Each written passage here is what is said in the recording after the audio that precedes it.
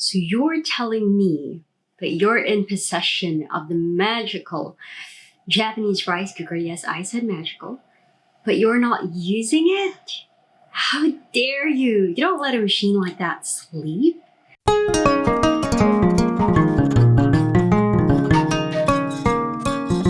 Rice is an essential part of the Japanese diet, and even if you're from a country where it is not eaten at every meal, tasting and making Japanese rice is a cultural experience in itself. Why? Because look at it. I mean, just look at this Japanese rice cooker and all its buttons. Where I come from, our rice cooker had this one lever type thing, and then we just push it down when we want the rice to be cooked, and then wait for it to be over. But look at it with all its buttons. And maybe you like the convenience of having just one lever to push every time you cook rice, but believe me, all of these buttons are there to ensure that you get the best quality rice that you have ever tasted in your life. I know it sounds like I'm exaggerating. I mean, rice is essentially tasteless. So when we lived in Cebu, and my husband would say that the rice just doesn't taste right, I was like, get your first world punk ass out of here. Rice is rice. It's tasteless. But now that I've lived here for a couple of years, I get it. I get it. Do yourself a favor and learn how to use your Japanese rice cooker. And let me tell you two things today. First, I'm going to tell you about all these buttons, what kind of magic they do. And second, I'm going to show you how I usually cook my rice. So the rice cooker that I will be using as a model for today is the one that we have at home. The brand that we have here is Tiger, which is great. If you are just looking into buying a Japanese rice cooker, some of the brands that you should look into are Zojirushi and Tiger, and of course you have Panasonic. And as you can see, the panel is in Japanese. So what I'm going to do is I'm just going to put a number beside the buttons, and you can use that as a reference. So let me bring your attention to this button here, button number 1. This button in Japanese it says menu, and that's exactly how it sounds like as well in English. It's the menu, and what it does is if you press it, it lets you cycle through the different options that you can find here in the display panel. So here are the options from the top left up to the bottom right, actually bottom left as well. These are all modes for cooking rice, and you can see here we have 10. So that means 10 different ways to cook rice, you guys. Can you imagine that? I know, crazy, right? Yeah, we're just getting started. First one is what we call the Eco Suihan. So the word eco there, when you see that in a Japanese machine, it means electric saving. So eco-friendly. Eco-friendly. And so if you choose this mode, what it's going to do is it's going to save you on electric power. And so you're going to have to pay less on the electricity and also do some good for the earth. The downside though is that it's going to cook your rice harder than how most Japanese people would want it. So if you want to see what all the fuss is about when it comes to Japanese rice, I would not recommend this mode because it won't get the quality that they're proud of. And then, so the next one is hakumai. And this is basically the standard way of cooking rice. So it means white rice. And this is usually what I go for when I cook rice. So if you don't know which option to go for, just go for this one. That's it. And this is the kind of cook that the Japanese people like. And then, so the next one that you have here, the one in red, so it says gokuma, and what that literally means is like very delicious. I honestly have not tried it because I guess I should, but I don't see the point. I'm happy with hakumai most of the time, so that's just what I go for. But yeah, it means gokuma. And also the other reason why I haven't really tried it is because I know it would take much more time than your standard way of cooking. I'm not sure how much time, but usually when I cook rice, it's like right before dinner time. So I don't want it to take a lot of time. So I just go for the standard option. And the next one is hayadaki.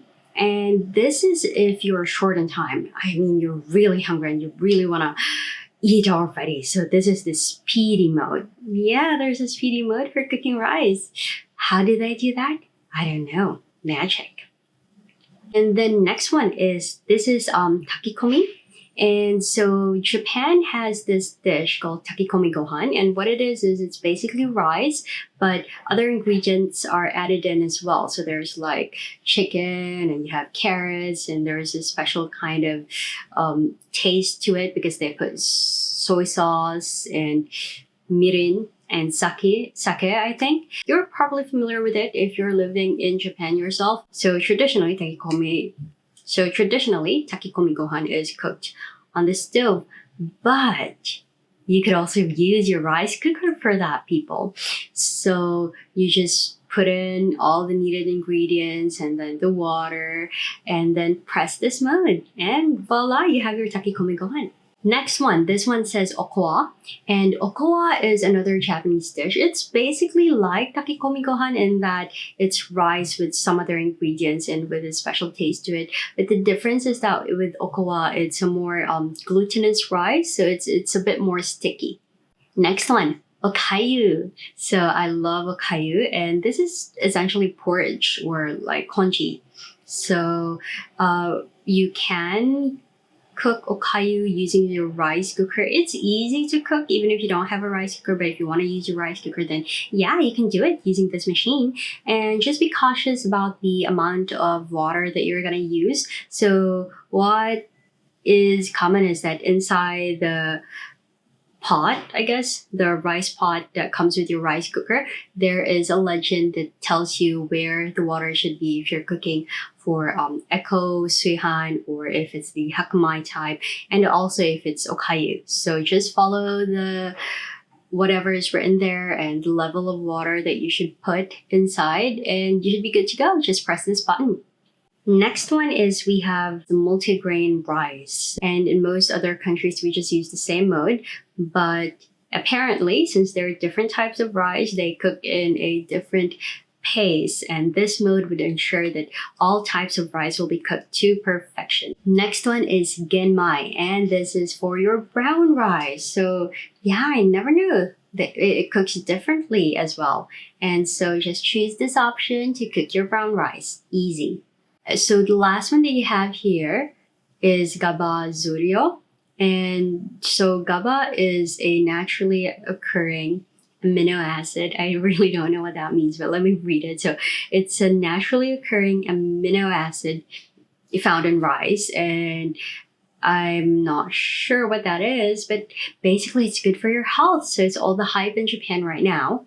And so what this cooking mode does is it increases the GABA that the eater of the rice gets to consume. And if that's something that you're into, you can actually buy special GABA rice as well in the supermarket. So usually they just come with the word GABA. Try to look for it, or maybe you can ask one of the staff at the store.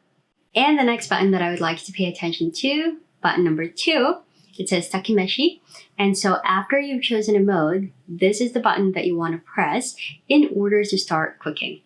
Also, in this rice cooker, as you can see, there's another word below it.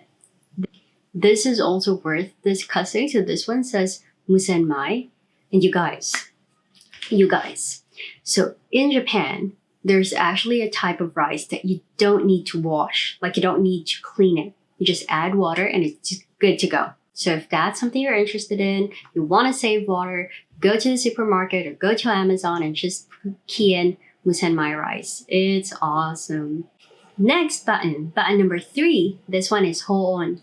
And what it does is it keeps warm. That's pretty self-explanatory. So if you want your rice to be kept warm, you know you're not going to finish eating all of it in one sitting, then this is what you press. And actually, most of the time you don't have to press it. So in this machine, for example, what happens is once the rice is cooked, so from the takimeshi light, the machine switches to the hoon light, and that means it's automatically kept warm until I turn it off. Next one, button number 4, okoge. So you can press this button if you want your rice to have a hard crust. I actually don't know what that is in English, what it's called in English. Or in Filipino, I don't know what it's called in Tagalog. But in Cebuano, we say dukot. I love dukot. So yeah, if that's something that you like in your rice, you just press okuge. And Japanese people don't usually like it in their white rice, but this is commonly chosen when they use takikomi gohan. Because the hard texture goes well with the taste of the takikomi gohan.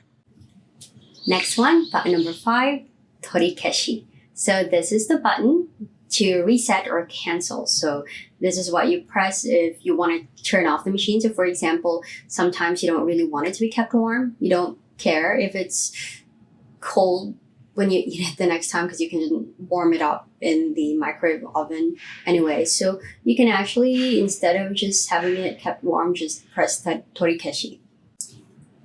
Next one is yoyaku.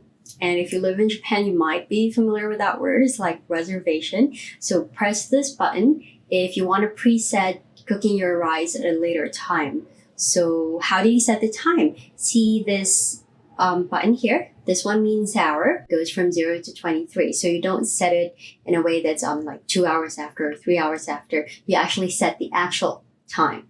And then, of course, if you want the minute to be specified as well, say you want to say 6:30 a.m., you want your rice cooked at 6:30 a.m., then you can set this up as well. And by the way, this display panel here, so that's where you can see the time if you're setting the yoyaku. But if you're not setting the yoyaku, it usually also displays the current time. And if you want to change the current time, if it's not right, then just press the hour and the minute button as well. Another thing about this display panel is once your rice is about to be ready, it shows how many minutes are left until your rice is done. So you can start setting up the table. Okay, so now that we know what all of these buttons are, how do I usually cook rice? Very easy.